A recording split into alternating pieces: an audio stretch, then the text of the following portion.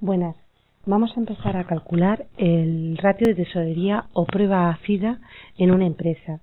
A este ratio también se le llama liquidez a corto plazo. Nos encontramos con un balance simplificado de una pequeña y mediana empresa y vamos a comenzar a analizarlo antes de aplicar el ratio. Tenemos un inmovilizado inmaterial con un valor de 12.000, como señalo por aquí. Un inmovilizado material de 250.000. Entonces lo que hacemos ahora es sumar 250 y 12.000 y nos salen 262.000, que sería el total del activo no corriente, y lo enmarcamos para tenerlo bien controlado. Por otro lado tenemos las existencias, que nos encontramos con 50.000 euros, con 100.000 unidades monetarias, si preferimos hablar de unidades monetarias, en deudores comerciales y 25.000 unidades monetarias en efectivo y en otros activos. Sumamos estos tres conceptos, es decir, 50.000, 100.000 y 25.000, y hacen un total de 175.000 unidades monetarias. Lo enmarcamos y sabemos que esto ya es el activo corriente. Por tanto, ya hemos calculado el activo de nuestra empresa. En el activo no corriente nos salen 262.000 y en el activo corriente 175.000. Sumamos ambos conceptos y activo total de nuestra empresa nos sale 437.000 euros u unidades monetarias. Por otro lado tenemos el patrimonio neto y el pasivo. Aquí nos encontramos con un capital de 150, unas reservas de 57.000 unidades monetarias y un resultado del ejercicio de 25.000 unidades monetarias. Sumamos estos tres conceptos y nos salen que de fondos propios tenemos 232.000 euros y, por tanto, el patrimonio neto de la empresa serían 232.000 euros. Y procedemos a enmarcarlo. Por otro lado, tenemos en el apartado B unas deudas a largo plazo de 75.000 euros que lo señalamos como pasivo no corriente, lo enmarcamos y tenemos ahí el pasivo no corriente de nuestra empresa. Y ya para terminar, tenemos deudas a corto plazo por valor de 50.000 y acreedores comerciales y otras cuentas a pagar por valor de 80.000. Sumamos ambos conceptos y nos salen 130.000 euros de pasivo corriente. Y ya con esos datos procedemos a sumar el pasivo más neto, que hacen un total de 437.000 euros. Y aquí observamos que se cumple la ecuación fundamental que dice lo siguiente, que activo debe ser igual a pasivo más neto en un balance. Y como vemos, el activo total sería 437.000 euros y el pasivo y el neto también. Procedemos a borrar para dejar un poco de espacio en la pantalla y ya calcular el ratio de tesorería o prueba ácida, o también se puede llamar liquidez a corto plazo. ¿Cuál es la fórmula de este ratio de tesorería? Pues es muy sencilla. Dice lo siguiente.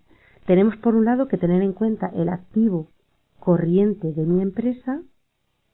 A ese dato le tenemos que restar las existencias de la empresa, lo dividimos por el pasivo corriente y multiplicamos por 100. Es un ratio que nos va a decir o nos va a medir la capacidad que tiene la empresa para hacer frente a sus obligaciones y deudas a corto plazo, o dicho de una manera más coloquial, es una manera de saber si la empresa puede pagar sus deudas a corto plazo o está sencillamente en riesgo de quiebra o concurso de acreedores.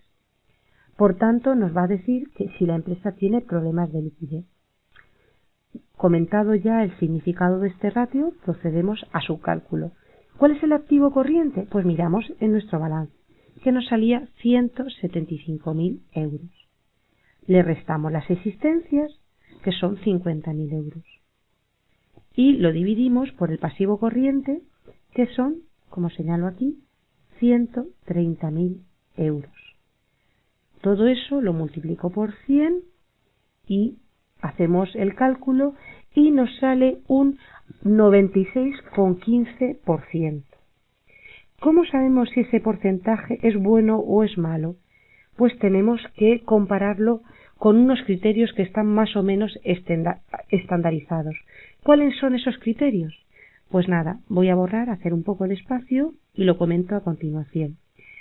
Hay un criterio que, bueno, es el 70%, quizás se fija como referencia. Y tenemos lo siguiente. Si el ratio es menor al 70%, la empresa tiene problemas muy graves, problemas graves de liquidez. Si el ratio nos sale entre el 70 y el 90%, podemos estar tranquilos, los resultados son normales.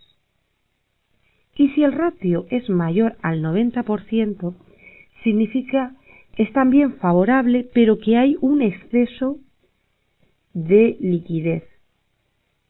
Por tanto, la empresa va a tener suficiente capacidad y de sobra para pagar las deudas a corto plazo, pero quizás sería recomendable que se invirtiera más y mejor los recursos o el cash flow que tiene en exceso. ¿De acuerdo?